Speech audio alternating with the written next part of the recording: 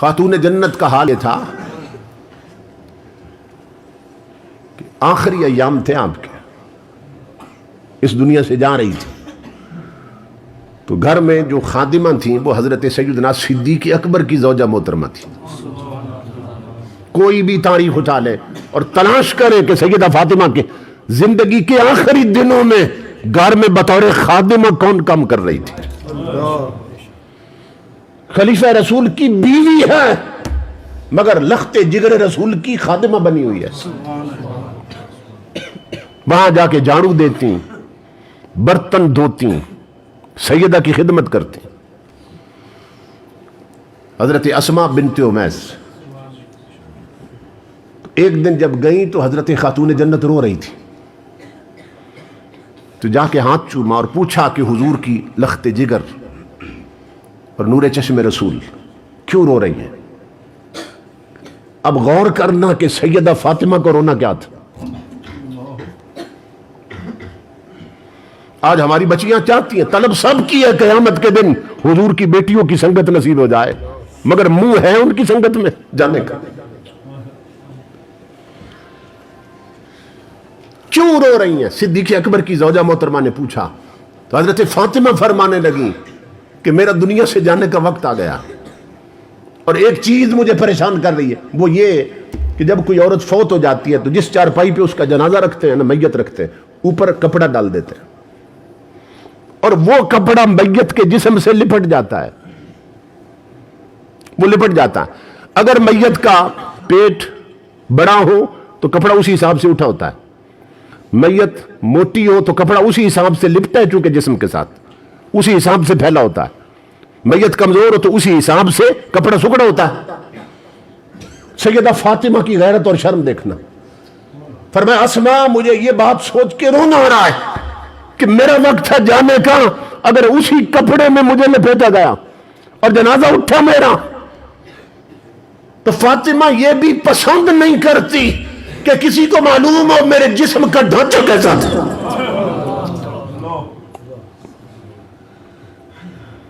میرے جسم کا سٹرکچر کیسا تھا، مجھے یہ بات رلا رہی۔ تو حضرت اسماء نے ہاتھ چوم لیے اور عرض کی آپ نہ روئیے، اس کا حل میں جانتی ہوں۔ فرمایا وہ کیسے؟ تو بتایا کہ میں جب حضرت علی کی بھابی ہوا کرتی تھی، یہ حضرت اسماء جو ہے نا، یہ سب سے پہلے حضرت جعفر طیار کی بیوی تھی،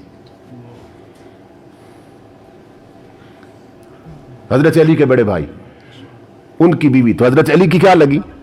بابی۔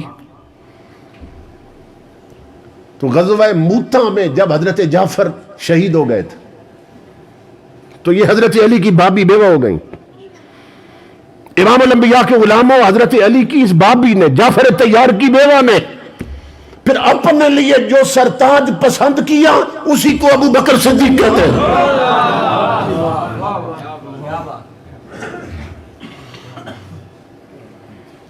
تصور کریں اگر حضرت جعفر کے گھر میں سیدنا صدیق اکبر کے خلاف باتیں ہوتی کہ ان کے تو ایمان میں ہی شبہ ہے، تو ان کی بیوہ کبھی صدیق اکبر سے شادی کرتی؟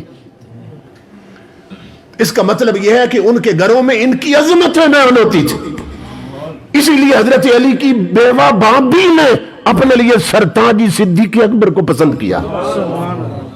اور پھر امام الانبیاء کے غلاموں، جب صدیق اکبر فوت ہو گئے، یہ پھر بیوہ ہو گئی، صدیق اکبر کی اس بیوہ نے اپنے لیے پھر جو سرتاج پسند کیا اسی کو علی المرتضیٰ کہتے ہیں۔ اس کا مطلب یہ ہے ان کے گھر میں صدیق اکبر کی عظمتیں بیان ہوتی تھی، صدیق اکبر کے گھر میں مولا کائنات کی عظمتیں بیان ہوتی تھی، اتنی محبت ہے ان کے درمیان۔ تو حضرت اسماء نے عرض کی فاطمہ آپ پریشان نہ ہو، جب میں حضرت جعفر کی بیوی تھی نا اور ہم نے ہجرت حبشہ کی تھی، حبشہ کی طرف ہجرت کی تھی، تو وہاں میں نے دیکھا تھا کہ جو حبشی عورتیں فوت ہو جاتی ہیں تو ان کا جنازہ جس چارپائی پہ رکھتے تھے نا، تو چارپائی کے چاروں کونوں میں 4 چھڑیاں ٹھوک دیتے تھے، لکڑیاں گاڑ دیتے تھے، اور ان لکڑیوں کے اوپر چادر ڈال دیتے تھے، ایک ڈولی سی بن جاتی تھی، ایک کپڑے کا چھوٹا سا کمرہ بن جاتا تھا، اس کے اندر میت ہوتی تھی۔ آپ فکر نہ کریں، اس کا علاج میں جانتی ہوں۔ حضرت فاطمہ اتنی خوش ہوئی، لیٹی ہوئی تھی، اٹھ کے بیٹھ گئی اور اسما کا ہاتھ پکڑا، فرمایا ابو بکر صدیق کی زوجہ وعدہ کرو کہ فاطمہ کا جنازہ تو تیار کرے گی۔ اب سیدہ فاطمہ الزہرا کا شرم و حیا دیکھیے، اور آج اپنے گھر میں ہم اپنی عورتوں کا لباس دیکھیں، ان کی بے پردگی دیکھیں، ان کا ٹچ موبائلوں میں فلمیں اور گانے سننا اور دیکھنا دیکھیں کہ ہماری نسل کس راستے پہ چل رہی۔ انجام غلامی کیا کہ یہ بربادی سی بربادی ہے۔ جو درس شہ بطحا نے دیا وہ درس پڑھانا بھول گئے۔ عبرت کا مرکہ یہ پستی اور قابل حیرت یہ مستی، اوروں کو جگانا یاد رہا، خود ہوش میں آنا بھول گئے۔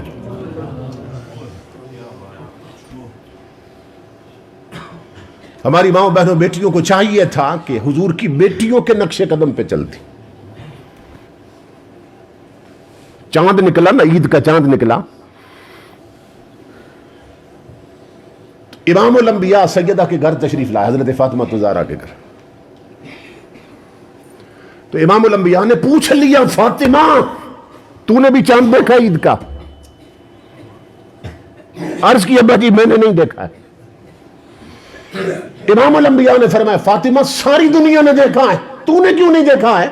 عرض کی ابا جی اسی لیے نہیں دیکھا کہ جسے دنیا دیکھتی اسے میں کیسے دیکھوں۔